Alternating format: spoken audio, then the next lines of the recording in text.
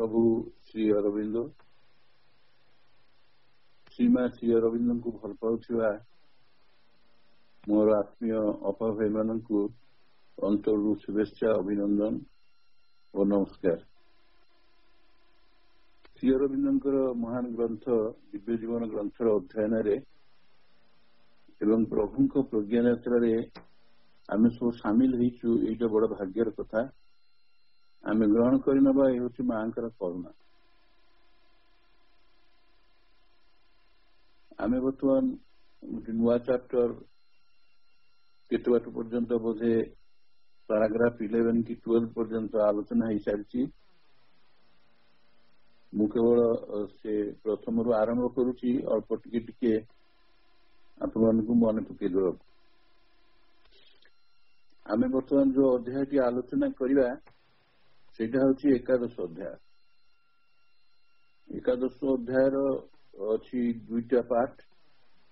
गोटे delight of existence गोटे problem अच्छी अध्याय अच्छी डिलाइट ऑफ एक्जिस्टेंस सॉल्यूशन। ये अस्तित्व आनंद संबंधित कौन सब समस्या एवं तार समाधान ए विषय प्रभु ये दुईटी प्रबंध प्रकाश करछंती। आ पूर्व आम सचित आनंदर चैप्टर 9 रे शुद्ध सत कथा एवं चैप्टर 10 रे चित शक्ति कथा आम आलोचना कर सारी। ये विषयटी अति दार्शनिक विचार संबंधित विषय। तेणु जेहेतु एटा दार्शनिक विचार संबंधित विषय के तात्विक किंतु प्रभु आकु आमको सहजरे ग्रहणशील करैचंती। सहज जदिव नुहे किंतु आमको केतकांशरे ग्रहणशील करैचंती ता भितर प्रवेश करियो। इथिरे विशेषत्व भाव विशेष भाव रे कुहाइछि जे आनंद ई जगत अभिव्यक्त हेबाक आछि किंतु आनंद अनुभूत हो पारुनी। बेले बेले गोटे झलक भाव आम जहाँ देखु जानू अनुभव करुँ जो जगत आम मरणशील जगत अच्छे बर्तमान जो चेतना स्थिति अच्छे आम अनुभव करछे बहुत दुख कष्टर सीमा ना। केते प्रकार मनुष्य केते बाटरे पीड़ित केते जंजाल भितर जीवन काटुची। तेणु लगुच जमी जीवन में केवल दुख ही दुख आनंद कहीं जदि आनंद अभिव्यक्त होता प्रश्न उठुची एते जंत्रणा पेन सफरिंग एंड इविल इकुप आसते जंत्रणा दुर्भोग आुड़िक परिस्थिति कहीं आसब संकटर सम्मुखीन आम कहीं आमर सब आमर गोटे मौलिक प्रश्न। यही कथाटी को प्रभु आमर जो प्रश्न गुड़िकर प्रभु सुंदर भाव उत्तर सब देइचंती। मत से उत्तर में गंभीरता अच्छी किसी दार्शनिक तत्व अच्छी तथापि प्रभु आम मानकर बोध्यपाई से गुरुत्वपूर्ण कथा गुड़ी आम भीतर आसुवा प्रश्न गुड़ी सुंदर भाव उत्तर देइचंती।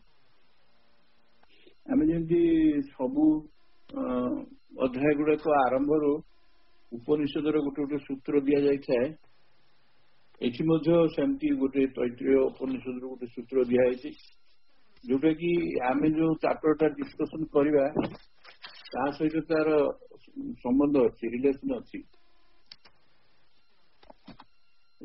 जो तैत्रीय उपनिषद प्रभु कहते जो उपनिषद उद्धार करछंती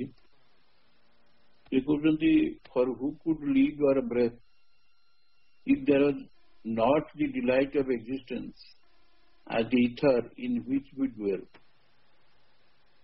from delight all these beings are born by delight they exist and grow and to delight they return. Upanishad Sanskrit लिखाई को हैवान्यात क प्राण्यात ज देश आकाश आनंद न स्यात् आनंदात ही एक हळू इमानी भूतानी जायन्ते आनंदेन जातानि जीवन्ति आनंदं प्रयन्ति अभिसमिशन्ति। तमाने तार ओडिया रे जदि आमे देखिबा इंग्रजीटा प्रभुंकर सहजरे जानी होनी कि जानी हबो तार इक्विवेलेंट ओडियाटा आलोचना कले for who could live your breath if there was not the light of existence at the ether in which we dwell। ये जो आकाश परम सत्तांकर आनंद द्वारा परिपूर्ण ही रही। आम आगु डिस्कसन करिचे आकाश वायु जल एगुड़िकर केमती सृष्टि होती किए करिसंती कि केमती आमे ये जो आकाश तले बंचीचु से आकाश इथर आकाश तले बंची स्काई नुहे ताकू आम सीटा आनंद या आनंद द्वारा परिपूर्ण यहाँ जदि न किए जीवन यापन कर धारण कर एमती कि जो आम देखु वायु वायु जो ऑक्सीजन अच्छी जहाँ जहाँ से ना आम तो निश्वास प्रश्वास नहीं पारती तो आम निश्वास न बंचा केमती तेणु यही इथर आम जो रहीचे जो आकाश भितर वायु अच्छी अग्नि अच्छी जल अच्छी इत्यादि इत्यादि सब जाक जो आम पंचभूत अच्छा ही आम अस्तित्व आमको बंचा सामर्थ्य देती समर्थ कर कहु प्रथम वाक्यटी द्वितीय कहु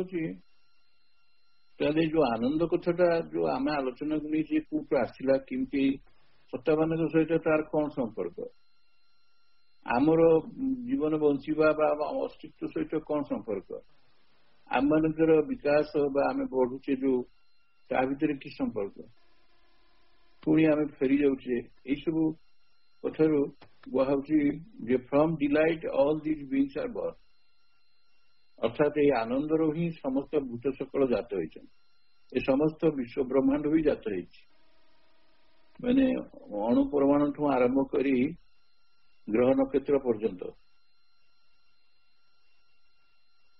कहते जे आनंद द्वारा से तिष्ठि रही आम सबू बाय डिलाइट दे एक्जिस्ट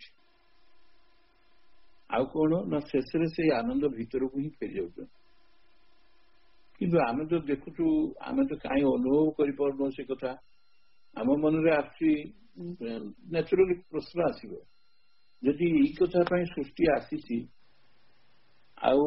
आनंद रू जदि सब किसी सृष्टि समस्त एनिमेट इनएनिमेट मटेरियल आदि आमर एक्जिस्टेंस संभव होउची एवं ग्रोथ भी संभव होउची तेबे आमे एवं से आनंद भीतर को पुणी फाइनली फेरी जाऊँ ताले दुख जंत्रणा ये सब कौन पाई मन में स्वाभाविक प्रश्न एत दुख कहीं एत जंजाल कहीं आम एत पीड़ित हो कहीं ये सब कौटू आसपेन सफरिंग एंड इविल सब कौटू जन्म नौ ये स्वाभाविक भाव में आमर मन में आसो तो से क्वेश्चन उठू जो आम किंतु प्रकृति आम देखु आम पाखे जमी सत्य जमी दुख जंत्रणा अधिक अच्छी से भाई आमको लगुच आम भावुचु आम प्रकृति आनंद जगत को आसलु किंतु केवल दुख ही दुख अनुभूत हो कहीं गोटे झलक परी आसुची आनंद किंतु नुहे से तेणु ये जो कथाटा जी ऋषि मैंने कहते जो मैंने दिव्य दर्शन कर द्रष्टा स्रष्टा बा कवि नियंता से सब जो जानी श्रुति द्वारा एवं दृष्टि द्वारा ये सत्य ना आम जो अनुभव करा सत्य आ पश्चात कौन सत्य रही प्रभु सुंदर भाव एनालिसिस कर एनालिसिस गुड़ी को आम जदि टी मन देकी देखा ताल आम बुझीपर प्रकृत आ पश्चात कौन भल भाव जापर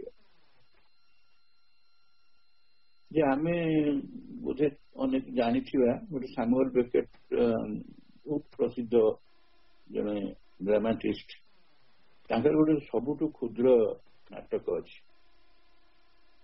सी नाटकटार अवधि हूँ मात्र 30 सेकेंड କିନ୍ତୁ ସିଏ ନାଟକଟି ଯେବେ ପ୍ରଥମେ ଅଭିନୀତ ହେଲା ଆସି ସେତେବେଳେ ହଜାର ହଜାର ଲୋକ ତାକୁ ଦେଖିବାକୁ ଗଲେ, ତାର ଆଭାସ ଆଗରୁ ଜାଣିଥିଲେ, ସେମାନେ ଦେଖିବାକୁ ଗଲେ। ସେ ନାଟକଟାର ନାଁ ହଉଛି ଦି କ୍ରାଏ, ଆଉ ପୃଥିବୀର ସବୁଠୁ କ୍ଷୁଦ୍ରତମ ନାଟକ, 30 ସେକେଣ୍ଡରେ ସରିଯିବ ନା। ସେଥିରେ ଦିଆହେଇଛି ଯେ ମଣିଷ ଯେତେବେଳେ ଜନ୍ମ ହଉଛି ସେତେବେଳେ ଯୋଉ କୁଆଁ କୁଆଁ ରାବ ଡାକଟା ତାର, ସେଇଟାକୁ ରେକର୍ଡ କରି ଦର୍ଶାଇ ଦିଆହେଇଛି। ସେ ହଉଛି 7 ସେକେଣ୍ଡର। ଅବଶ୍ୟ ତାକୁ ଜୀବନ୍ତ ଭାବରେ ପ୍ରଦର୍ଶନ କରାଯାଇଛି, ସତ୍ୟ ଯେମିତି ଗୋଟେ ଛୋଟ ଛୁଆଟେ ଜନ୍ମ ହଉଛି ଏବଂ କୁଆଁ କୁଆଁ ରାବ କରୁଛି। ଆଉ ଯୋଉ 10 ସେକେଣ୍ଡ ବହୁତ ସଂଗ୍ରହ କରାଯାଇଛି, ଆଉ 10 ସେକେଣ୍ଡରେ ଜୀବନ, ଶୈଶବ ଜୀବନ, ପ୍ରୌଢ ଜୀବନ, ବିଭିନ୍ନ ଜୀବନର ବିଭିନ୍ନ ଅବଧିରେ ମଣିଷ କଣ ଭୋଗୁଛି, କେମିତି କଷ୍ଟ ପାଉଛି, ସେତେବେଳେ ସେ ଦୁଃଖ କଷ୍ଟରେ କେମିତି କାନ୍ଦୁଛି, ସେଇ କାନ୍ଦଣାଟାକୁ ମଧ୍ୟ ସେଥିରେ ପ୍ରଦର୍ଶିତ କରାଯାଇଛି। ସେଇ କାନ୍ଦିବାଟା କେଉଁ 10 ସେକେଣ୍ଡର, 10, 7, 17 ସେକେଣ୍ଡ। ଆଉ ଯୋଉ ରେଷ୍ଟ 13 ସେକେଣ୍ଡ ସେଥିରେ ଦିଆଯାଇଛି ମଣିଷ ମରିଯିବା ପରେ ଆମେ କେମିତି ସବୁ ଦୁଃଖ କରୁଛୁ, କାନ୍ଦୁଛୁ, ସେଇ କଥା ଆଉ 10 ସେକେଣ୍ଡରେ ଦେଖି ଦିଆଯାଇଛି। ଇଏ ହଉଛି ସମୁଦାୟ 30 ସେକେଣ୍ଡର, କିନ୍ତୁ ସେ ଅଦ୍ଭୁତ, ତାକୁ ଦେଖିବାକୁ ହଜାର ହଜାର ଲୋକ। କାରଣ ଏଇଟା ଆମ ଜୀବନର ସତ୍ୟ ବୋଲି ଆମେ ନିଜେ କାନ୍ଦିବା ହେବା। ଆମେ ଯୋଉ ଜନ୍ମ ହଉଛେ କାନ୍ଦୁଛେ, ଜୀବନରେ ବଞ୍ଚିଲା ବେଳେ କାନ୍ଦୁଛେ, ପୁଣି ଆମେ ଯୋଉ ସଂସାରରୁ ଚାଲିଗଲା ବେଳେ ବି କାନ୍ଦୁଛେ, ଅନ୍ୟମାନେ ଆମ ପାଇଁ କାନ୍ଦୁଛନ୍ତି। ତେଣୁ ଏଇ ଯୋଉ ବାସ୍ତବତାଟାକୁ ନେଇକି ସେ ସାମୁଏଲ ବେକେଟ୍, ଅବଶ୍ୟ ତାଙ୍କର ଆଉ ଗୋଟେ ଅଛି ବ୍ୟୁଟିଫୁଲ ୱେଟିଂ ଫର ରୋଦୋ, ଯୋଉଥିରେ ସେ ନୋବେଲ ପ୍ରାଇଜ ପାଇଛନ୍ତି।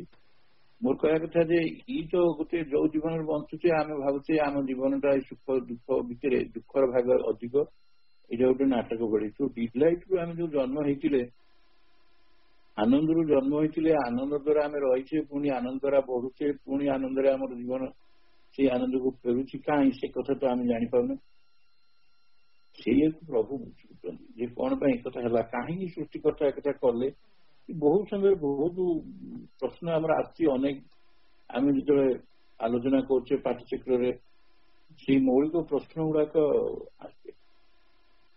ଅବଶ୍ୟ ଏକଥା ସତ ଯେ ଆମେ ଯୋଉ ଦୃଷ୍ଟିରୁ ଆନନ୍ଦକୁ ଯୋଉ ଦୃଷ୍ଟିକୋଣରୁ ଭାବୁଛେ ଏଟା ଆନନ୍ଦ ବୋଲି, ଅନ୍ୟମାନଙ୍କର ଅନ୍ୟ ଦୃଷ୍ଟିକୋଣରୁ ସେମାନେ ଆନନ୍ଦକୁ ନେଉଛନ୍ତି। ଆମେ ଯୋଉଟାକୁ ଦୁଃଖଦ ପରିସ୍ଥିତି ବା ସ୍ଥିତି ବୋଲି ଭାବୁଛେ, ସେମାନେ ସେମିତି ନେଉନାହାନ୍ତି। ଆମେ ତ ଏମିତି, ଧର ମନେକର କୁନ୍ତି, ସିଏ ଦୁଃଖ ମାଗିଥିଲେ, କାହିଁକି ନା ସିଏ ଚାହିଁଥିଲେ ଏଇ ଦୁଃଖ ହିଁ ତାଙ୍କୁ ଆନନ୍ଦ ଦବ। କାରଣ କାହାକୁ ଦେଖିବେ ସେ ସବୁବେଳେ? କୃଷ୍ଣଙ୍କୁ। ଯେତେ କଷ୍ଟ ହଉ ପଛେ ତମକୁ ମୁଁ ଦେଖିବାକୁ ପାଇବି।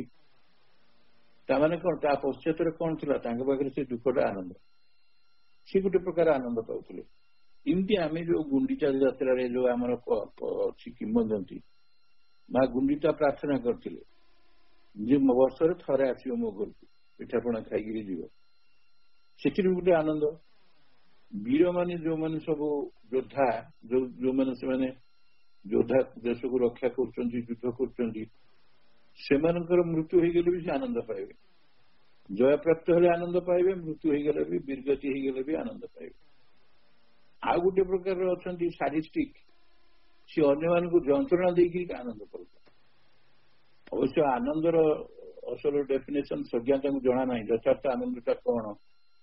ଯାହା ଏଇ ମାନେ ସ୍ଥୂଳ ଜୀବନର ପ୍ଲେଜରଟାକୁ ସେ ନଉଜିଲା, ସେଇଟା ନୁହେଁ ଆମେ ବୁଝିବା ପରେ। ଏମିତି ଯୋଉ ଲୋକ ସବୁ ବିଭିନ୍ନ ପ୍ରକାର ନିଶା ଖାଉଛନ୍ତି, ମଦ ଖାଉଛନ୍ତି, ଆଉ ନାର୍କୋଟିକ୍ସ ଗୁଡାକ ୟୁଜ କରୁଛନ୍ତି, କଣ କଣ ସବୁ, ସେଇ ଯୋଉ ଅଳ୍ପ ସମୟ ପାଇଁ ସେମାନେ ଯେମିତି ଅଲଗା ପ୍ରକାରର ଦୁନିଆରେ ରହିଲା ଭଳି ଝୁଲୁଛନ୍ତି, ସିଏ ବି ଗୋଟେ ପ୍ରକାର ଆନନ୍ଦ।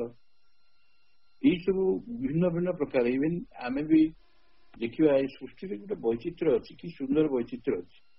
ଯୋଉ ମହୁମାଛି ମାନେ, ଆମେ ଯେମିତି ଆଥର ଆଲୋଚନା କରୁଥିଲେ, ଯୋଉମାନେ ମହୁ ପିଇକିରି ଆନନ୍ଦିତ ହଉଛନ୍ତି, ଆଉ କିଛି ସେଇଭଳି ମାଛି ଅଛନ୍ତି ଯୋଉମାନେ ନର୍ଦ୍ଦମା ଭିତରୁ ଆନନ୍ଦ ପାଉଛନ୍ତି। ଯଦି ଉଭୟଙ୍କୁ ଆମେ ରିଭର୍ସ କରିଦବା, ଏଇ ଯୋଉ ନର୍ଦ୍ଦମା ଭିତର ମାଛି ମାନଙ୍କୁ କହିବା ତୁମେ ଯାଅ ମହୁ ସଂଗ୍ରହ କର, ତାକୁ କହିବା ତୁମେ ଏଠି ରୁହ, ସବୁ ମରିଯିବେ।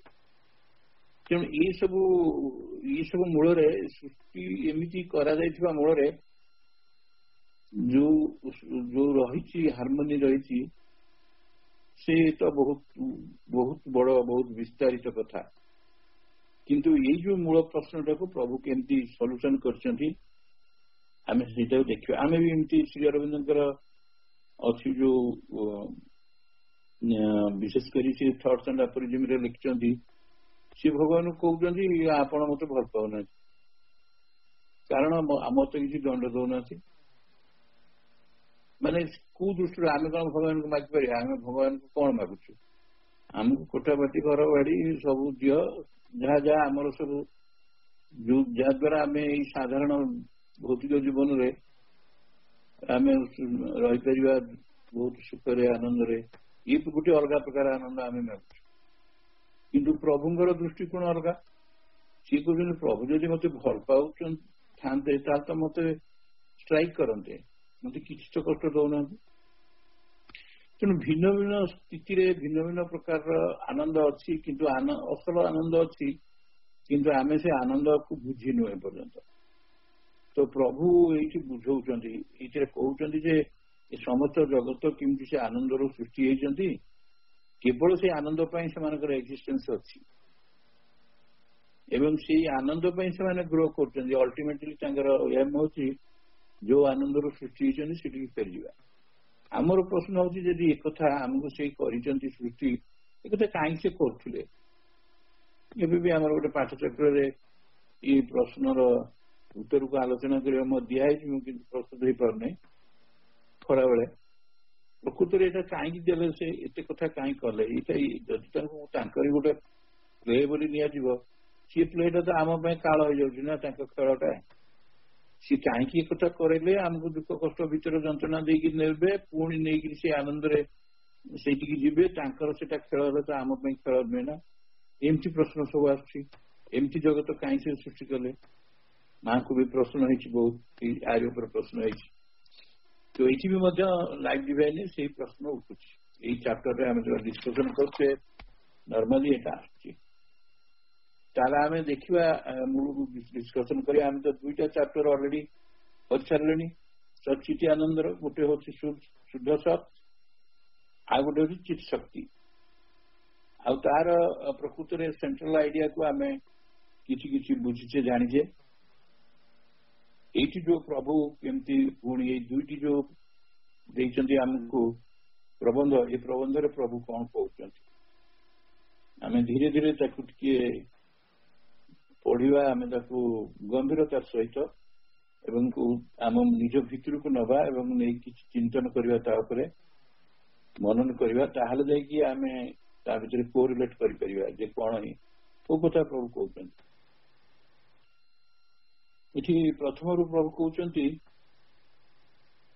even if we accept the pure existence, this Brahman, ଶୁଦ୍ଧ ସତ୍ କହିଲେ ବ୍ରହ୍ମନ୍, ସେ କହୁଛନ୍ତି ଯଦିଓ ଆମେ ତାକୁ ଗ୍ରହଣ କରି ନେଇଯିବା, ଏଇ ଶୁଦ୍ଧ ସତ୍ ଭାବରେ ବ୍ରହ୍ମକୁ ଆମେ ନବା ଯେ ସିଏ ହଉଛନ୍ତି କଣ? ସିଏ as absolute beginning, end and continuation of things।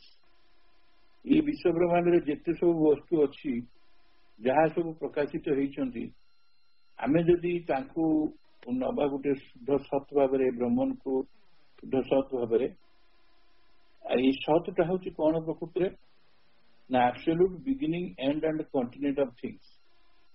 ଏଇଟା ହଉଛି ଏ ବସ୍ତୁର ଆଦି, ଅନ୍ତ ଆଉ ଆସ୍ପଦ। ପ୍ରଥମ କଥା ହଉଛି ଏଇଟା ହଉଛି ପରମ, ଆବସଲ୍ୟୁଟ।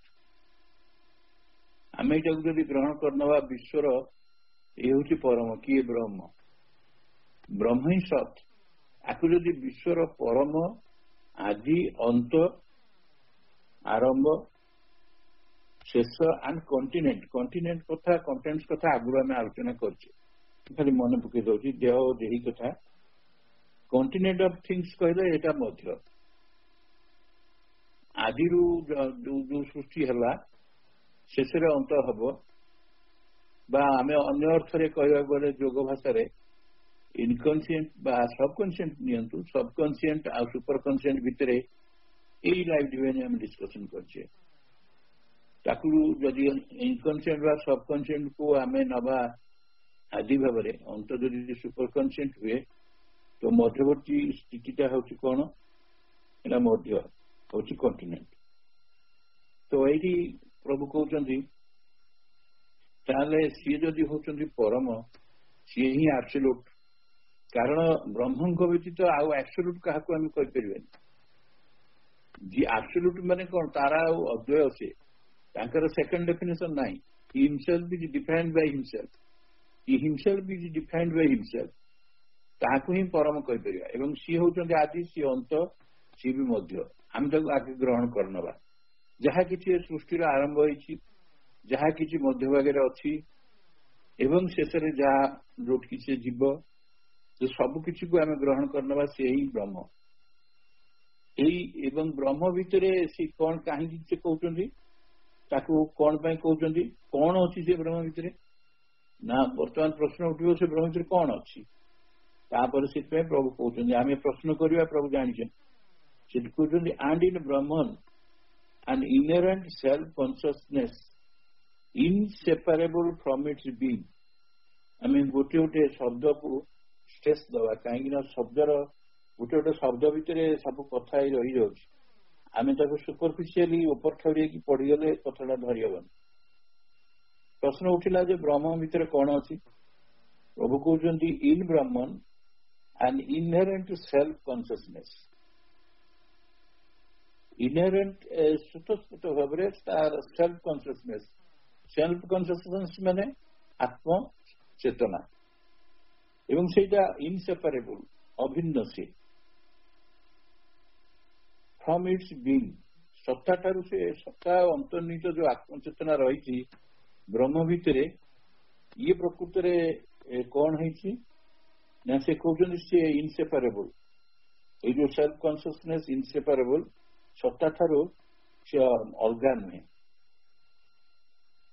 and throwing itself out as a force of movement of consciousness एक आगुरु आमे आगुरु मध्य आलोचना करिछि कोन करछि ना throwing itself आपना को से कोन करछन्ति प्रोजेक्ट कर दिछन माने ब्रह्मंग भितरे कोन अछि सेतरे गोटे अभिन्न अंतर्निहित आत्मचेतना अवस्थित होई रही तापर से निजको विक्षिप्त करछन निजको थ्रो करछन निजको प्रोजेक्ट करछन कोथरे करछन्ति ना गोटे चेतनार स्पंदन शक्ति रूप से निजको निक्षेप कर विक्षिप्त कर संचारित कर जद्वारा कौन हो जानी मूवमेंट ऑफ फोर्स जो डिस्कसन करते से गतिर स्पंदन भितर सब सृष्टि होची एवं तार सोर्स होचंदी से निजे ब्रह्म तेणु से निजे ही आपना को निक्षिप्त कर आज कौन कौन भली ना force of movement of consciousness चेतनार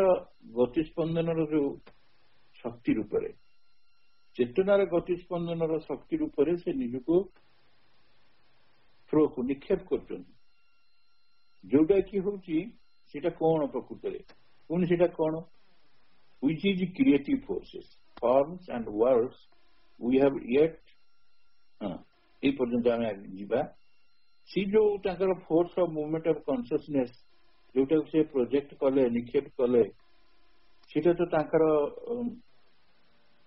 से जो शक्ति चेतनार गतिशील गतिस्पंदन शक्ति सेटा ही हूँ क्रिएटिव सेटा ताद्वारा ही रूपायन गुड़िक हो ताद्वारा ही जगत सकल सब सृष्टि हो तेणु ये जगत जिते रूप आम देखुचे आते गुड़िया जगत भी अच्छी ये सबूर रूप आर सकल लोकर सृष्टि जहा जहा सब सी सबू ही से फोर्स कर क्रिएटिव फोर्स से आसूची कौटी ना से ब्रह्मंकर निजे ही निजक से निक्षेप कर सेल्फ प्रोजेक्शन आपड़ा को कर कौन भली ना गोटे चेतनार स्पंदन गोटे शक्ति भाव शक्ति व्यतिरिक्त किसी हो पार किए ताको कराइबो सेटा परवर्ती आसीबो हु इज द एग्जीक्यूटिव्स जदि आमे जानिचु कि तथापि प्रभु कहबे केतेबेले से आसीबे ताको आनी ना दिया पड़े केमिति हुए कथाटा खाली कहउछन ତେଣୁ ଚେତନାର ଏଇ ସ୍ପନ୍ଦନର ଶକ୍ତି ରୂପରେ ସେ ବିକ୍ଷିପ୍ତ ହୋଇଛନ୍ତି, ନିଜକୁ ସଂଚାରିତ କରିଛନ୍ତି। ଯେତେ ଶକ୍ତି ସକଳ ରୂପ ଆଉ ସକଳ ଲୋକର ସୃଷ୍ଟି ବି ସେ କରିଛନ୍ତି। ଏକୁ ଆମେ ବର୍ତ୍ତମାନ ପାଇଁ ମାନିନେବା, ୱିଲ୍ ଆକ୍ସେପ୍ଟ ଇଟ୍। ଆମେ ଏଟାକୁ ଯଦି ମାନିନେବା, ତଥାପି ଆମ ପାଖରେ କ୍ୱେଶ୍ଚନର ଉତ୍ତର ଠିକ ମିଳିନି, ଆହୁରି ମିଳିବାକୁ ବାକି ରହିଛି, ସମ୍ପୂର୍ଣ୍ଣ ଉତ୍ତର ନୁହେଁ। କାରଣ ତା ଭିତରେ ଏଇ କ୍ୱେଶ୍ଚନ ଭିତରେ ମଧ୍ୟ ଆହୁରି କ୍ୱେଶ୍ଚନ ରହିଛି। କ୍ୱେଶ୍ଚନ ଇନସାଇଡ୍ ଦି କ୍ୱେଶ୍ଚନ। କଣ ସେ କ୍ୱେଶ୍ଚନ? କ୍ୱେଶ୍ଚନ ହଉଛି ବ୍ରହ୍ମ ଯଦି ତାଙ୍କ ପାଖରେ ସବୁ ନିଜେ ଅଛି, ଅଭିନ୍ନ ଭାବରେ ଅନ୍ତର୍ନିହିତ ଭାବରେ ଆତ୍ମଚେତନାରେ ସେ ଅବସ୍ଥିତ ରହିଛନ୍ତି ଏବଂ ଆପଣ ସେ ନିକ୍ଷେପ କରୁଛନ୍ତି ବା ଆପଣଙ୍କୁ ପ୍ରୋଜେକ୍ଟ କରୁଛନ୍ତି କୋଉ ରୂପରେ ନା ଚେତନାର ଯୋଉ ଗତିଶୀଳତାର ବା ଗତିସ୍ପନ୍ଦନର ଶକ୍ତି ଭାବରେ, ଯୋଉଟା କି ହଉଛି ସୃଜନକାରୀ ଶକ୍ତି, କ୍ରିଏଟିଭ ଫୋର୍ସ, ଯିଏକି ରୂପ ତିଆରି କରୁଛି, ଜଗତ ସକଳ ତିଆରି କରୁଛି। କ୍ୱେଶ୍ଚନ ଉଠୁଛି କାହିଁକି ଏ କଥା କରୁଛନ୍ତି? ସେ ତାଙ୍କର କଣ ଦରକାର ଯେ ଏମିତି କରୁଛନ୍ତି? Why should Brahman, perfect, absolute, infinite, needing nothing, desiring nothing at all, throw out force of consciousness to create in itself these worlds of all? ଏ ସେଣ୍ଟେନ୍ସଟିକୁ ଆମେ ଟିକନିକ କରିକି ଦେଖିବା, ତାହେଲେ ବ୍ରହ୍ମ ସିଏ ପରଫେକ୍ଟ, ଆବସଲ୍ୟୁଟ। ଆମେ ଗୋଟେ ସେ ପରିପୂର୍ଣ୍ଣ, ପରଫେକ୍ଟ ମାନେ ସେ ପରିପୂର୍ଣ୍ଣ, ଆବସଲ୍ୟୁଟ ମାନେ ପରମ, ସେ ଇନଫାନାଇଟ, ଅନନ୍ତ, ନିଡିଂ ନଥିଂ, କିଛି ସେ ଚାହାନ୍ତିନି, ଡିଜାୟାରିଂ ନଥିଂ, କିଛି ତାଙ୍କର ବାସନା ବି ନାହିଁ, ଆଦୌ ନାହିଁ। କିନ୍ତୁ କଣ ପାଇଁ ସେ throw out force of consciousness to create, ଏ ଯୋଉ ଉପରେ କହିଲେ ଯେ ସିଏ ଆପଣଙ୍କୁ ଥ୍ରୋ କରୁଛନ୍ତି, ନିକ୍ଷେପ କରୁଛନ୍ତି, କଣ ପାଇଁ କଥା କରୁଛନ୍ତି? ସିଏ ତ ନିଜେ ହଉଛନ୍ତି ପରିପୂର୍ଣ୍ଣ, ସିଏ ତ ହଉଛନ୍ତି ପରମ, ସିଏ ତ ହଉଛନ୍ତି ଅନନ୍ତ। ତାଙ୍କର କିଛି ଦରକାର ନାହିଁ, ତାଙ୍କର କିଛି ବାସନା ନାହିଁ, କିଛି ଜିନିଷ ସେ ଚାହୁଁନାହାନ୍ତି। କିନ୍ତୁ why all throw out force of consciousness to create in itself these worlds of all? ତାହେଲେ ତେବେ କାହିଁକି ସେ ଆପଣା ମଧ୍ୟରେ ଏଇ ଯୋଉ ରୂପମୟ ଯୋଉ ବିଶ୍ୱ ସକଳକୁ ସୃଷ୍ଟି କରିବାକୁ ତାଙ୍କର ଶକ୍ତି ଗୁଡାକୁ ବିଚ୍ଛୁରିତ କରୁଛନ୍ତି? କଣ ପାଇଁ ସେ ଥ୍ରୋ କରୁଛନ୍ତି ସବୁ? ଯେଟା ଆମ ମନରେ ପ୍ରଶ୍ନ ନିଶ୍ଚୟ ଆସିବ। ଆମେ ତ ଏ କଥା ବୁଝିପାରୁନୁ, କଣ ପାଇଁ ଏ କଥା କରୁଛନ୍ତି ବ୍ରହ୍ମ, ତାଙ୍କର କଣ ବା ଦରକାର? ଶ୍ରୀକୃଷ୍ଣ ଯେମିତି ଅର୍ଜୁନକୁ କହିଥିଲେ, ଗୀତାରେ ଆମେ ପଢିଛେ, କହିଲେ ମୋର କିଛି ଦରକାର ନାହିଁ ଯେ, ମୁଁ କିଛି ଚାହୁଁନି, ମୋର କିଛି ବାସନା ନାହିଁ, କିନ୍ତୁ ତଥାପି ମୁଁ କର୍ମ କରୁଛି। ମାନେ ବାସନା ନଥିବା, ଉଦ୍ଦେଶ୍ୟ ନଥିବା, ପାଇବାର ଆଶା ନଥିବା ସତ୍ୟ ବି କର୍ମ କରିବା, ଏଇ କଥା ବୁଝିବାକୁ ଯାଇ ଶ୍ରୀକୃଷ୍ଣ ତାକୁ ନିଜକୁ କହିଦେଲେ, ଉଦାହରଣ ଦେଇଦେଲେ। କହିଲେ ତୁ ଭାବୁଛୁ କଣ? ମୁଁ ଅର୍ଜୁନକୁ କହିଲେ ମୁଁ କିଛି କାମ କରୁନି, ମୋର କିଛି ପାଇବାର ନାହିଁ, କିଛି ମୁଁ ଆଶା କରୁନି, ମୋର ବି କିଛି ଡିଜାୟାର ନାହିଁ, କିନ୍ତୁ ତଥାପି ମୁଁ କାର୍ଯ୍ୟ କରୁଛି। ତା ଅର୍ଥ ସେଇ ସୃଷ୍ଟି ଭିତରେ ଯେତେବେଳେ ସେ ଅନୁପ୍ରବେଶ କରିଛନ୍ତି, ସବୁ ଯାକ ଦାୟିତ୍ୱ ତାର ନାହିଁ, ତାଙ୍କର ନା, ହି ଦି ଗାର୍ଡିଆନ। ସେଇ ଦୃଷ୍ଟିରୁ ସେ ତାଙ୍କୁ କହୁଛନ୍ତି ତୁ ଯାହା ଗୋ ଫାଇଟ୍ ଆଣ୍ଡ କଙ୍କର, କିନ୍ତୁ ମୋ ଚେତନାରେ ରହି କାର୍ଯ୍ୟ କର। ମୁଁ ବି ତ କାମ କରୁଛି ନା। ତୁ କହୁଛୁ ମୋର କିଛି ମୋର ନାହିଁ, ଦରକାର ନାହିଁ, ମୋର କାହିଁ ମାରିବି ତାଙ୍କୁ, ମୋ ନିଜ ବନ୍ଧୁବାନ୍ଧବ କି ମୋର ସମ୍ପର୍କିତ ଦାଦା, ମାମୁଁ, ବଡବାପା କାହିଁକି ମାରିବି, ଏ କରିବି, ସେ କରିବି। ମୁଁ କଣ କରୁଛି ଦେଖ। ଏଇଠି ସେମିତି ଆମ ମନରେ ଗୋଟେ ଆସୁଛି ଯେ କଣ ପାଇଁ ସେ ତ ପରଫେକ୍ଟ, ସେଟା ଆବସଲ୍ୟୁଟ, ସେଟା ଇନଫାନାଇଟ, ତାଙ୍କର ତ କିଛି ଦରକାର ନାହିଁ, ସେ ତ କିଛି ଆଶା କରୁନାହାନ୍ତି, ବାସନା ନାହିଁ କିଛି, ନିଜକୁ ନିଜେ ନିକ୍ଷେପ କରୁଛନ୍ତି, ତାଙ୍କ ଚେତନାକୁ ନିକ୍ଷେପ କରୁଛନ୍ତି, ଶକ୍ତିକୁ ନିକ୍ଷେପ କରୁଛନ୍ତି। ସେ କ୍ରିଏଟିଭ ଫୋର୍ସ ଦ୍ୱାରା ଆପଣା ଭିତରେ ଏ ଜଗତର ରୂପାୟନ ଗୁଡିକ ସୃଷ୍ଟି କରୁଛନ୍ତି। କଣ ପାଇଁ କଥା କରୁଛନ୍ତି? ୟା ଗୋଟେ ପ୍ରଶ୍ନ ରହିଲା, ପ୍ରଶ୍ନ ଭିତରେ ୟା ଗୋଟେ ପ୍ରଶ୍ନ ରହିଲା। ତାପରେ ପ୍ରଭୁ ତାକୁ କେମିତି କ୍ଲାରିଫାଇ କରୁଛନ୍ତି ଦେଖନ୍ତୁ। ପ୍ରଭୁ କହୁଛନ୍ତି for we have put aside this solution, ଏ ପ୍ରଶ୍ନର ଯୋଉ ସଲ୍ୟୁସନ ହେଇଛି, ସମାଧାନ, ତାକୁ ଆମେ ବର୍ତ୍ତମାନ ପାଇଁ ରଖିଦବା, ତାକୁ ଗୋଟେ ପେଡିରେ ପୁରେଇ ରଖିଦବା, ଶେଷରେ ତାକୁ କାଢିବା, ଦେଖିବା କଣ ସେ କହିଲେ। ତାକୁ ଯଦି ଅଲଗା କରି ରଖିଦବା ଆଉ ତାପରେ କଣ ଆସିବ, ତାପରେ କୋଉ କଥାଟା ଆମ ମନକୁ ଆସିବ ବା ଆମେ କୋଉଟାକୁ ଅବଦ୍ଧ ହବା ବା ଆମେ କଣ ଜାଣିବା। ସେ ଯୋଉ ବ୍ରହ୍ମ ସେ କଣ କରିଛନ୍ତି, ପ୍ରଭୁ କହୁଛନ୍ତି it is compelled by its own nature of force to create, obliged by its own potentiality of movement and formation to move into form। ଇଏ ହଉଛି ଗୋଟେ ଏତେ ମାନେ ସୃଷ୍ଟିର ଗୋଟେ ସୃଷ୍ଟି ଯୋଉ ହଉଛି ଗୋଟେ ବିରାଟ ମହାନ ଗୋଟେ ମହାଜାଗତିକ ଡ୍ରାମା କହିଲେ ବି ଚଳିବ।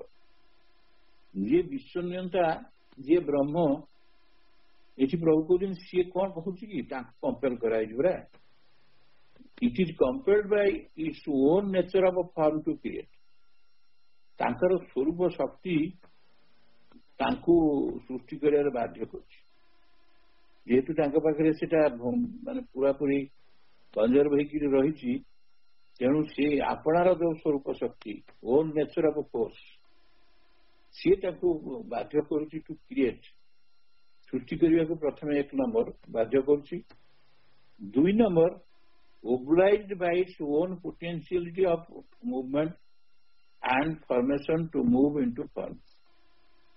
ଆଉ ତାଙ୍କ ଭିତରେ ଯୋଉ ଏଇ ଅନ୍ତର୍ନିହିତ ଶକ୍ତି ରହିଛି, ପୋଟେନ୍ସିଆଲିଟି ଯେ ଅଛି, ତା ପାଖରେ ସେ ଓବଲାଇଜ ହେଇଛନ୍ତି, ସେ ବାଧ୍ୟ ହଉଛନ୍ତି। କଣ ପାଇଁ ନା କଣ ପାଇଁ ତାଙ୍କର ସେ ପୋଟେନ୍ସିଆଲିଟି ଯେ ଅଛି, ଏ ଅନ୍ତର୍ନିହିତ ଶକ୍ତି ସାମର୍ଥ୍ୟ କଣ ପାଇଁ ଅଛି ନା movement and formation to move into form. ଆମେ ଆଗରୁ ଜାଣିଲେ କେବଳ ମୁଭମେଣ୍ଟ ହିଁ ରୂପ ବା ରୂପାୟନ ଦେଇପାରିବ। ଏବଂ ମୁଭମେଣ୍ଟ କଣ ପାଇଁ, କାହାର ମୁଭମେଣ୍ଟ, ଶକ୍ତିର ମୁଭମେଣ୍ଟ। ତାଙ୍କ ପାଖରେ ସେ ଲୁଚେଇକି ରଖିପାରିବେନି, ସେଇ ଶକ୍ତିର ସ୍ପନ୍ଦନ ତାଙ୍କ ଭିତରେ ଅଛି। ଆଉ ଶକ୍ତିର ସ୍ପନ୍ଦନ ହିଁ ରୂପାୟନ ଦେଇପାରିବ, ରୂପ ଦେଇପାରିବ। ତେଣୁ ସିଏ କଣ କରୁଛନ୍ତି, ତାଙ୍କ ଭିତରେ ପୁଣି ଗୋଟେ ବାଧ୍ୟବାଧକତା ଆସୁଛି। ଇଏ ତ ତମ ନିଜର ଏଇଟା ଶକ୍ତି, ତୁମର ତ ସୃଷ୍ଟି କରିବାର ସାମର୍ଥ୍ୟ ରହିଛି, ତୁମ ଭିତରେ ଅନ୍ତର୍ନିହିତ ହେଇକି ସେ ଶକ୍ତି ରହିଛି ଏଇ ସ୍ପନ୍ଦନ ଆଉ ରୂପାୟନ ପାଇଁ। ତେଣୁ କଣ କରିବେ ସେ, ପ୍ରଭୁ କହୁଛନ୍ତି ସେଗୁଡା ସବୁ ଯେହେତୁ ଅଛି, ତେଣୁ ରୂପ ଧାରଣ ଲାଗି ସେ ବାଧ୍ୟ ହଉଛନ୍ତି। And formation to move into form. ତ ଆମେ ଏଇ ଯୋଉ ସମାଧାନଟା ପ୍ରଥମେ କହିଥିଲେ we have put aside the solution, ଆମେ ପ୍ରଥମରୁ ପ୍ରତ୍ୟାଖ୍ୟାନ କରିବା, ଆମେ ତାକୁ ଗ୍ରହଣ କରୁନୁ। କଣ ପାଇଁ ଗ୍ରହଣ କରୁନୁ ନା ଏଇ ଯୋଉ ଜିନିଷ ଗୁଡିକ ସେ କରୁଛନ୍ତି କଣ ପାଇଁ କରୁଛନ୍ତି, ତାଙ୍କର ତ କିଛି ଦରକାର ନାହିଁ, କିଛି ନାହିଁ, କୌଣସି ଅଭାବ ନାହିଁ, ବାସନା ନାହିଁ, କିଛି ନାହିଁ। ସେ କାହିଁକି ତାର ଇଚ୍ଛା କରୁଛନ୍ତି ନିଜର ଯୋଉ ଏତେ ବିଶ୍ୱ ସୃଷ୍ଟି କରିବା, ଏତେ ରୂପ ସୃଷ୍ଟି କରିବା, ଏ ସମସ୍ତ ବିଶ୍ୱ ବ୍ରହ୍ମାଣ୍ଡକୁ ସୃଷ୍ଟି କରିବା, ଆଉ ବିଶେଷ କରି ଆମମାନଙ୍କୁ ଯୋଉ ସୃଷ୍ଟି କରିଛନ୍ତି ସବୁ, ବିଶେଷ କରି ଏଇ ପଶୁ ଜଗତକୁ ବା ମଣିଷ ମାନଙ୍କୁ କରିଛନ୍ତି, ତାଙ୍କୁ ଖାଲି କଷ୍ଟ ଦଉଛନ୍ତି, ଆଉ କିଛି ନାହିଁ। ଦୁଃଖ ଯନ୍ତ୍ରଣା କାହିଁକି ଦଉଛନ୍ତି, ଏଇସବୁ ପ୍ରଶ୍ନ ଉପରେ ପ୍ରଶ୍ନ ସବୁବେଳେ ଆସୁଛି। ସେଠୁ ପ୍ରଭୁ କହିଲେ it is true that it has this potentiality, but it is not limited, bound or compelled by it, it is free। ସରିଗଲା ମାନେ ପୁରାପୁରି ସେ ସ୍ୱାଧୀନ। ମାନେ ବ୍ରହ୍ମଙ୍କ ଭିତରେ ଇଏ ଶକ୍ତି ପ୍ରକୃତରେ ଅଛି, ଅନ୍ତର୍ନିହିତ ଅଛି, ସେଇଟା ସୀମିତ ବି ନୁହେଁ, ସିଏ ଆବଦ୍ଧ ହୋଇକରି ବି ରହିନି ବା କିଛି କମ୍ପଲସନ ନାହିଁ ତା ଦ୍ୱାରା। ତେଣୁ ସିଏ ପୁରାପୁରି ରହିଛନ୍ତି, ଫ୍ରି ହେଇକି ରହିଛନ୍ତି, କମ୍ପ୍ଲିଟଲି ଫ୍ରି। ଗୋଟେ ଛୋଟିଆ କଥା ଅଛି, ବେଳେବେଳେ ସାଟାରିକାଲି କୁହାଯାଏ, 2 ଜଣଙ୍କର ଝଗଡା ଲାଗିଲା, 2 ଜଣ ଯାଉଛନ୍ତି ବାଟରେ, ଝଗଡା ଲାଗିଲା। କଣ ଝଗଡା ନା ଏଇ ଯୋଉ ବାଘ ଗୁଡାକ ପକ୍ଷୀ ଭଳିଆ ଜଣଙ୍କର ସେ ଅଣ୍ଡା ଦିଅନ୍ତି, ସେଥିରୁ ସବୁ ଛୁଆ ବାହାରେ, ବାଘ ଛୁଆ। ଆଉ ଜଣଙ୍କର ନା ନା ତୁ ଜାଣିନ କିଛି, ମଣିଷ ମାନେ, ଗୋରୁ ମାନେ ଯେମିତି, ପଶୁମାନେ, ଅନ୍ୟ ପଶୁମାନେ ଯେମିତି ଜନ୍ମ କରନ୍ତି ସବୁ ସନ୍ତାନ ମାନଙ୍କୁ, ସେ ସେମିତି କରେ। ଏମିତି 2 ଜଣ ଝଗଡା ଲାଗୁ ସେ ବାଟରେ ଆଉ ଜଣେ ଭଦ୍ରଲୋକ ଯାଉଥିଲେ, ତାଙ୍କ ପଚାରିଲେ ଭାଇ ଆମ ଭିତରେ ପାଟିତୁଣ୍ଡ ହଉଛି, କଣ ଆର ଅର୍ଥ? ସିଏ ସେଠୁ ଶୁଣିଲେ, ତମର କଣ ଯାଏ ଆସେ, ସିଏ ତ ତାଙ୍କର ବଣରେ ରହିଛନ୍ତି, ତ ସେମାନେ ବଣରେ ତାଙ୍କ ଶକ୍ତି ସାମର୍ଥ୍ୟ ଯୁକ୍ତ ପଶୁଛି, ତାଙ୍କ ଇଚ୍ଛା ହେଲେ ସେ ଅଣ୍ଡା ଦେବେ, ନହେଲେ ନାହିଁ ତାଙ୍କର ପିଲା ପ୍ରସବ କରିବେ, ତମର କଣ ଅଛି? ଠିକ ସେଇଭଳିଆ ଯେ ସିଏ ତ ଫ୍ରି, ସିଏ ତ ଲିମିଟେଡ ନୁହନ୍ତି, ସିଏ ତ ବାଉଣ୍ଡ ନୁହନ୍ତି, ତାଙ୍କ ଭିତରେ ତ ସବୁ ସାମର୍ଥ୍ୟ ଅଛି, ସେ କୌଣସି ପ୍ରକାର ବାଧ୍ୟ ହେଇକି ରହିନାହାନ୍ତି, ତେଣୁ ଇଚ୍ଛା କଲେ ସେ ଯାହା କରିପାରିବେ। ଏଇଟା ଅବଶ୍ୟ ଗୋଟେ ସାଟାୟାର, କିନ୍ତୁ ବାସ୍ତବରେ ଆମେ ଦେଖିବାକୁ ଗଲେ ବ୍ରହ୍ମଙ୍କ କ୍ଷେତ୍ରରେ ଏଇଆ ହିଁ ହେଇଛି। ଏବଂ ତାର ଲାଷ୍ଟ ସଲ୍ୟୁସନ ଟା ଆମେ ପାଇବା। ଆମେ ଧୈର୍ଯ୍ୟର ସହିତ ଅପେକ୍ଷା କରିବା ପ୍ରଭୁ ଆମକୁ କୋଉଠି ନେଇକି ଛାଡୁଛନ୍ତି। ପ୍ରଶ୍ନ ଉପରେ ପ୍ରଶ୍ନ ତ ଆସୁଛି, ପ୍ରଶ୍ନ ଭିତରେ ପ୍ରଶ୍ନ ଅଛି, ଏବଂ ସେ କଥାକୁ ନିଜେ ହିଁ ଯୁକ୍ତି କରୁଛନ୍ତି, ନିଜେ ପୁଣି କ୍ୱେଶ୍ଚନ କରୁଛନ୍ତି। ତ ଶେଷରେ ଶେଷ ବାକ୍ୟଟିରେ କହୁଛନ୍ତି କଣ, if then being free to move or remain eternally still, to throw itself into the forms or retain the potentiality of form in itself, it indulges its power of movement and formation. It can be only for one reason, for delight. ସରିଗଲା, ମାନେ ସିଏ ମୁକ୍ତ ଅଛନ୍ତି, ତେଣୁ ତାଙ୍କ ଭିତରେ ସ୍ପନ୍ଦିତ ହେବେ କି ନାହିଁ ସେଥିପାଇଁ ସେ ଫ୍ରି। ସିଏ ନିଶ୍ଚଳ ହେଇପାରନ୍ତି, ନିଶ୍ଚଳ ବି ହେଇପାରିବେ, ଇଟରନାଲି ଷ୍ଟିଲ୍, ସେ ପୁରା ଶାଶ୍ୱତ ଭାବରେ ଶିବ ହେଇପାରିବେ, ନହେଲେ ସେ ଇଚ୍ଛା କଲେ କାଳି ବି ହେଇପାରିବେ। ସୋ ଆପଣାକୁ ନିକ୍ଷେପ କରିପାରିବେ ରୂପାୟନ ଭିତରକୁ, କିମ୍ବା ଜମା କରିବେନି, ରିଟର୍ନ କରିଦେବେ ତାଙ୍କ ପୋଟେନସିଆଲ। ତାଙ୍କ ଯେତେ ଅନ୍ତର୍ନିହିତ ଶକ୍ତି ଅଛି, ଯୋଗ୍ୟତା ଅଛି, ସେ ଆପଣା ଭିତରେ ପୁରା ରଖିବେ, ବାନ୍ଧିକି ରଖିବେ, ରିଟର୍ନ କରି ରଖିବେ potentiality of form in itself. ଆଉ କଣ ନା, it indulges its power of movement and formation. ଆମେ ଯୋଉ ଆଗରୁ କହିଲେନି ତାଙ୍କ ପାଖରେ ଅଛି ଏ ଫୋର୍ସ ଅଫ କନସିୟସନେସ୍ ବା movement of force of movement of consciousness, ମାନେ ଚେତନାର ଯୋଉ ଗତିସ୍ପନ୍ଦନର ଶକ୍ତି ତାଙ୍କ ପାଖରେ ଅଛି। ତ ସେ ଶକ୍ତିକୁ ସେ କଣ କରିବେ, ଏବଂ ତା ସାମର୍ଥ୍ୟ ବି ଅଛି, ତା ଦ୍ଵାରା ସେ ରୂପାୟନ କରନ୍ତି ନା, ରୂପ ସୃଷ୍ଟି କରନ୍ତି। ସେ ଇଚ୍ଛା କଲେ ସେ କରିପାରିବେ, ତା ସହିତ ସମ୍ପୃକ୍ତ ହେଇପାରିବେ। କିନ୍ତୁ କାରଣ କଣ, କୋଉ କାରଣ ପାଇଁ ଏ କଥା କରିବେ? ଇଏ ସବୁ ଭିତରେ ଗୋଟିଏ ମାତ୍ର କାରଣ। ସେ କାରଣଟି କଣ, ମାନେ ଦର୍ଶକ ଭାବରେ ଆପଣ ଫୁଟବଲ ଖେଳକୁ ଏନ୍ଜୟ କରିପାରିବେ, ନିଜେ ଖେଳିକି ବି ଏନ୍ଜୟ କରିପାରିବେ। ଆର କାରଣ ହଉଛି, it can be only for one reason, for delight. ତେଣୁ ଏଇ ଚାପ୍ଟରର ଯୋଉଟା ଡିଲାଇଟ୍ ଅଫ ଏକ୍ସିଷ୍ଟେନ୍ସର ଇଣ୍ଟ୍ରୋଡକ୍ସନ ହଉଛି ଏଇଟା, ଯେ ପ୍ରଥମେ ଆମେ ଯୋଉ ସେଥିରେ ତୈତ୍ତିରୀୟ ଉପନିଷଦରେ ଡିସ୍କସନ କରୁଥିଲେ, ଆନନ୍ଦରୁ ସୃଷ୍ଟି, ଆନନ୍ଦ ଦ୍ଵାରା ଆମେ ପରିପାଳିତ ହଉଛେ, ପୁଣି ଆନନ୍ଦ ଭିତରକୁ ଆମେ ଶେଷରେ ଫେରିଯାଉଛେ। ଆମେ ତିଷ୍ଠି ରହିଛେ, ବଢୁଛେ, ସବୁ କିଛି ଆନନ୍ଦ ଭିତରେ। ପ୍ରକୃତରେ ଅସଲ ଯଥାର୍ଥ ଆନନ୍ଦ ସବୁବେଳେ ଅଛି। ଯଥାର୍ଥ ଆନନ୍ଦଟା ଯେହେତୁ ଆମର ଅଜ୍ଞାନତା ଦୃଷ୍ଟିରୁ ବା ଆମର ଅସାମର୍ଥ୍ୟତା ଦୃଷ୍ଟିରୁ ଆମେ ଜାଣିପାରୁନୁ, କିନ୍ତୁ ଆନନ୍ଦ ସବୁ ପ୍ରକ୍ରିୟା ଭିତରେ ଅଛି। ଯାହାକୁ ଆମେ ଭାବୁଛୁ ଦୁଃଖ ବୋଲି, ସେ ଦୁଃଖ ଭିତରେ ବି ଆନନ୍ଦ ଅଛି, ଯନ୍ତ୍ରଣା ଭିତରେ ବି ଆନନ୍ଦ ଅଛି, ସବୁ ଭିତରେ। ତାକୁ ଯଦି ଆମେ ଭଲ ଭାବରେ ଅନୁଶୀଳନ କରିବା, ଯଦି ସେଇ ମୂଳ ତତ୍ତ୍ୱଟିକୁ ନେଇକିରି ଦେଖିବା, ସେ ମୂଳ ବା ମୌଳିକ ଉପାଦାନକୁ ନବା, ସୃଷ୍ଟିର ମୌଳିକ ଉପାଦାନକୁ ନବା, ତାହେଲେ ଆମେ ଦେଖିବା ଯେ ପ୍ରକୃତରେ ନିରାନନ୍ଦ କୋଉଠି ନାହିଁ। ଆନନ୍ଦର ବିଭିନ୍ନ ଷ୍ଟେଜ ଅଛି ସବୁ। ହାଣ୍ଡିଆ ପିଇକି ଗୋଟେ ଜଣେ ଆଦିବାସୀ ତାଙ୍କ ହାଟରେ ଦେଖିଥିବେ, ଆଦିବାସୀ ହାଟରେ ଖାଲି ହାଣ୍ଡିଆ ବିକ୍ରି ହଉଛି ବେଶୀ ତାଙ୍କର, ଦେଇକି ସେମାନେ ଆନନ୍ଦରେ ଅଛନ୍ତି। ତ ସିଏ କାହିଁକି ଯିବେ ଏଇ ତତ୍ତ୍ୱକୁ ବୁଝିବାକୁ? ତାଙ୍କର କଣ ଦରକାର? ସିଏ ତ ସେଇଥିରେ ଆନନ୍ଦ ପାଇଗଲେ। ତ ଭିନ୍ନ ଭିନ୍ନ ସ୍ଥିତିରେ, ଭିନ୍ନ ଭିନ୍ନ ଚେତନାର ସ୍ଥିତିରେ, ଭିନ୍ନ ଭିନ୍ନ ମଣିଷର ଯୋଉ ଯୋଉ ଅବସ୍ଥାକୁ ସେ ଯାଉଛି, ସେଇ ଅବସ୍ଥା ଅନୁସାରେ ଯୋଉ ପ୍ରକାର ଜୀବନ ଜିଉଛୁ, ସେ ଜୀବନ ଯିବାର ସ୍ଥିତି ଅନୁସାରେ, ତାର ପରିବେଶ ଅନୁସାରେ, ଏ ସବୁ ଗୁଡିକ ଦୃଷ୍ଟିରୁ ତା ଆନନ୍ଦର ଡେଫିନେସନ ଅଲଗା ତାଙ୍କ ପାଇଁ ସବୁ। କିନ୍ତୁ ଏଠି ପ୍ରଭୁ ଯୋଉ ଆନନ୍ଦ କଥା କହୁଛନ୍ତି, ଆମକୁ ବୁଝାଉଛନ୍ତି ଯୋଉ ଡିଲାଇଟ୍ ବା ବ୍ଲିସ୍, ଏଇଟା এই ডিলাইট, এই ଦିବ୍ୟାନନ୍ଦ, ଦିବ୍ୟ ଆନନ୍ଦର କଣ୍ଡିସନ ନାହିଁ, ଦିବ୍ୟାନନ୍ଦର ଅନ୍ତ ନାହିଁ। ତ ଏଇଟା ହଉଛି ଆମକୁ ଜ୍ଞାତରେ ହଉ ବା ଅଜ୍ଞାତରେ ହଉ, ଏ ସମସ୍ତ କିଛି ସୃଷ୍ଟିର ପଶ୍ଚାତରେ ଏଇ ହିଁ ରହିଛି। ସୃଷ୍ଟି ଉପରେ ରହିଛି, ଏବଂ ଲାଳନ ପାଳନରେ ରହିଛି, ଆଉ ବିକାଶରେ ରହିଛି, ପୁଣି ବିଲୟରେ ବି ରହିଛି। ତେଣୁ ଏକମାତ୍ର କାରଣ ପ୍ରଭୁ ଶେଷରେ ଦେଲେ, ଯେ ଯେତେ ସବୁ ପ୍ରଶ୍ନ ଗୁଡାକ ପଚାରିଗଲେ ସବୁ ତାଙ୍କୁ, ଯେ ସିଏ ନିଜେ ଶୁଦ୍ଧ ସତ୍ତା, ତାଙ୍କର ସବୁ ନିଜେ ପରମ, ନିଜର ଆଦି ଅନ୍ତ ମଧ୍ୟ ସବୁ ସେଇ ତାଙ୍କରି ଭିତରେ ସବୁ ଅଭିନ୍ନ ଅନ୍ତର୍ନିହିତ ହେଇକି ରହିଛି। ସେ ଆତ୍ମସଚେତନ ଅବସ୍ଥାରେ ଅଛନ୍ତି, ଚେତନ ଅବସ୍ଥାରେ ଅଛନ୍ତି। ଆଉ ସିଏ ପୁଣି ନିଜକୁ ତାଙ୍କର ଇଚ୍ଛା ହଉଛି ସ୍ପନ୍ଦନ ଶକ୍ତିକୁ ସେ ତାକୁ ନିକ୍ଷେପ କରୁଛନ୍ତି। ଆଉ ଶକ୍ତି ସକଳର ରୂପ ଦଉଛନ୍ତି, ସକଳ ସୃଷ୍ଟି କରୁଛନ୍ତି। ଆକୁ ଆମେ ମାନିବାକୁ ପଡିବ। କିନ୍ତୁ ଯଦି ବା ମାନିବା ସେ ପୁଣି ପ୍ରଶ୍ନ, ଆରେ ସିଏ କାହିଁକି, ସେ ତ ପରିପୂର୍ଣ୍ଣ ନିଜେ ପରମ ଅନନ୍ତ, ତାଙ୍କଠାରେ ତ କିଛି ଅଭାବ ନାହିଁ, ତାଙ୍କର କିଛି ଦରକାର ନାହିଁ, ଆବଶ୍ୟକତା ନାହିଁ, ବାସନା ନାହିଁ, କାହିଁକି ଆପଣ ଆମ ଭିତରେ ଏଇ କଥାଟା କରୁଛନ୍ତି, ରୂପମୟ ଏ ବିଶ୍ୱ ସୃଷ୍ଟି କରୁଛନ୍ତି, ତାଙ୍କ ଶକ୍ତିକୁ ଚାରିଆଡେ ଖେଳି ଦଉଛନ୍ତି, ବିଚଳିତ କରି ପକେଇ ଦଉଛନ୍ତି। ସେଥିରେ ଆମକୁ ବିଶେଷ କରି ଆମମାନେ ଯୋଉମାନେ ସଚେତନ, ଯାହାକୁ ଗୋଟେ ମନ ଦେଇଛନ୍ତି ମଣିଷ, ସିଏ ତାର ଭିନ୍ନ ଅର୍ଥରେ ତାକୁ ଇଣ୍ଟରପ୍ରେଟ କରୁଛି। ସିଏ ଆନନ୍ଦ ଟିକେ ପାଉନି, ଖୋଜୁଛି, ଚାହୁଁଛି।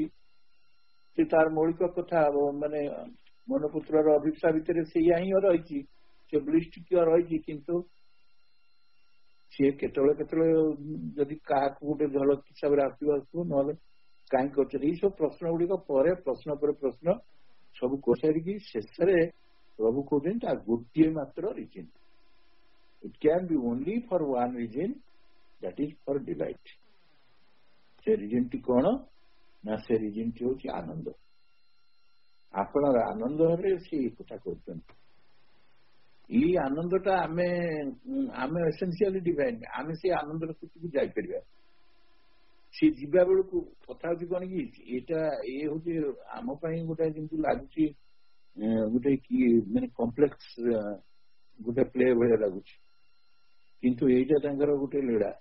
ଭଗବାନ ଏଥିରୁ ଆନନ୍ଦ ପାଉଛନ୍ତି। ବେଳେ ବେଳେ ମୋର ମନେ ହୁଏ, ଆମେ ସଂସାର ଭିତରେ ମଧ୍ୟ ଗୋଟେ ଛୋଟିଆ ଛୋଟିଆ ସୃଷ୍ଟି ପାଇଁ କେମିତି ଖୁସି ହୁଅନ୍ତି ବାପା ମା ମାନେ। ବାପା ମାନେ ବହୁତ ଆଶା କରନ୍ତି ଗୋଟେ ଛୁଆଟେ ସଂସାରକୁ ଆଣିବେ, ଛୁଆଟି ଆସେ, ବଢେ, କଥା କହେ। ଯେତେବେଳେ ସେ ଗୁଲଗୁଲ ହେଇ କଥା କହିବା ଆରମ୍ଭ କରେ, ତାକୁ ଶିଖାନ୍ତି ତୁ ବାପା, ବାବା କହେ, ମାମା କହେ। ସେ ତ ସେଇ ବାବା ମା ତାକୁ ଶୁଣିବାକୁ ଏମାନେ ବ୍ୟସ୍ତ ହୁଅନ୍ତି। ପଚାରନ୍ତି ମୁଁ ତୋର କିଏ, ଜାଣିଛନ୍ତି ସେ ତାର ବାପା, କିନ୍ତୁ ସେ ଛୁଆ ପାଟିରୁ ଶୁଣିଲେ ଭାରି ଖୁସି ହୁଅନ୍ତି। ବାପା ହଉ ବା ମା ହଉ, ଇଏ କି ଆନନ୍ଦ। ତାକୁ ନେଇ ପକେଇ ଦଉନାହାନ୍ତି, ତାଙ୍କ ଉପରେ ପ୍ରୋଜେକ୍ଟ କରିଦିଅନ୍ତୁ, ସେଇ ବ୍ରହ୍ମଙ୍କ ଉପରେ ପ୍ରୋଜେକ୍ଟ କରିଦିଅନ୍ତୁ, ସେଇ ସୃଷ୍ଟିକର୍ତ୍ତାଙ୍କ ଉପରେ, ପୁରୁଷୋତ୍ତମଙ୍କ ଉପରେ ପ୍ରୋଜେକ୍ଟ କରିଦିଅନ୍ତୁ। ଆମେ ତ ତାଙ୍କର ସନ୍ତାନ ନା। ତ ଆମେ ଜନ୍ମ ହେବା ପରେ ଆମେ ତାପରେ ଭୁଲି ଯାଇଛୁ, ଆମେ ଜାଣିପାରୁନୁ, ସେତେବେଳେ ଅଜ୍ଞାନ ଅଛୁ। କିନ୍ତୁ ଯେତେବେଳେ ସେ ଯଥାର୍ଥ ଜ୍ଞାନ ଆସିବ, ଆମେ ଦେଖିବା ଯେ ପ୍ରକୃତରେ ଅନ୍ତିମ ସ୍ଥିତି ଆମେ ସେଇଠିକି ଯିବା। ସେଇ ଆନନ୍ଦ ଭିତରେ ହିଁ ଆମର ପ୍ରବେଶ। ଆଜି ଏତିକି ଇଣ୍ଟ୍ରୋଡକ୍ସନ, ଏଇଟା ଇଣ୍ଟ୍ରୋଡକ୍ସନ ପାରାଗ୍ରାଫ। ତାପରେ ପ୍ରଭୁ କଣ ବୈଜ୍ଞାନିକ ମାନେ କହୁଛନ୍ତି, ଆଉ ବିଭିନ୍ନ ପ୍ରକାରର ଯୋଉ ମାନେ ଦାର୍ଶନିକ ଦୃଷ୍ଟିକୋଣରୁ ସବୁ ବିଚାର ଦିଆହେଇଛି, ତାକୁ ଆମେ ଅନୁସରଣ କରିବା। ପ୍ରଭୁଙ୍କ କଥାକୁ ଆମେ ଅନୁସରଣ କଣ, ସେଇଗୁଡିକ କେବଳ ମୁଁ ଆପଣମାନଙ୍କୁ ଦର୍ଶେଇଦେଲି। କାଲିକି ପୁଣି ଚାପ୍ଟର 2, ଏମିତି ମୁଁ ବନ୍ଦ କରିବିନି। ସବୁ ଶୁକ୍ରବାର, ଶନିବାର ଆଉ ମଙ୍ଗଳବାର କରି କରି ଯାଇକି ଆପଣଙ୍କ ପାଖରେ ପହଞ୍ଚିବେ କଇଁଛ ଭଳିଆ। ଏସବୁର ଆଜି ଆଲୋଚନାକୁ ପ୍ରଭୁ ମାଙ୍କ ପାଦ ପଦ୍ମରେ ମୁଁ ନିମିଳିତ କରୁଛି, ପ୍ରାର୍ଥନା କରୁଛି ପ୍ରଭୁ ଟିକେ ମତେ, ମାଙ୍କୁ କହୁଛି ମା ଟିକେ କରୁଣା ଦିଅନ୍ତୁ, ମୁଁ କିଛି ଯେମିତି ତାକୁ ଆସିମୁଲେଟ କରିପାରେ ଏବଂ ମୁଁ ଆପଣମାନଙ୍କ ପାଖରେ ଉପସ୍ଥାପନ କରିବାର ମତେ ସାମର୍ଥ୍ୟ ଦିଅନ୍ତୁ। ବନ୍ଦେ ମାତରମ୍।